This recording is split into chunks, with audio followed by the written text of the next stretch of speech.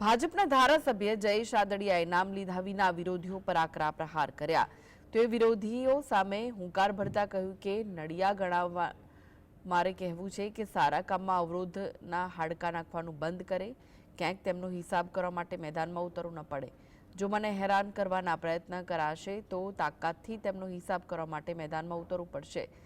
જેતપુરના થાણા ગાલોડ ગામે વિઠ્ઠલ રાદડિયાની પ્રતિમાનું અનાવરણ અને લેઉવા પટેલ સમાજ ભવનનું ખાતમુહૂર્ત સમારોહ સમયે તેઓએ ભાષણ આપ્યું હતું, જેનો વિડીયો વાયરલ થયો. આ કાર્યક્રમમાં વિધાનસભાના નાયબ દંડક કૌશિકભાઈ વેંકરિયા પણ ઉપસ્થિત હતા અને વિરોધીઓ પણ પ્રહાર કરતા કહ્યું કે તાકાતથી સમાજનું નેતૃત્વ કરતા મને આવડ્યું છે. એ રીતે વચ્ચે આવ્યા, તેમનો હિસાબ કરવા માટે મેદાનમાં ઉતરવું ન પડે. અને કદાચ ત્યાં કદાચ થતું છે ને તો કદાચ એક બે મુશ્કેલી ખામી અમારી રહી જતી હશે, જો કરી છે એટલે રે, બાકી નથી કરવું એનાથી કાંઈ નથી થતું. એવા નડિયા ગણવા વાળા જે લોકો છે ને મારે આ જાહેર મંચ ઉપરથી કદાચ કેવું ન જોઈએ પણ ના છૂટકે કેવું પડે છે કે એ સારું કામ કરવાના પ્રયત્નો કરતા હોય એમને અવરોધમાં હાડકા નાખવાનું બંધ કરી દેજો.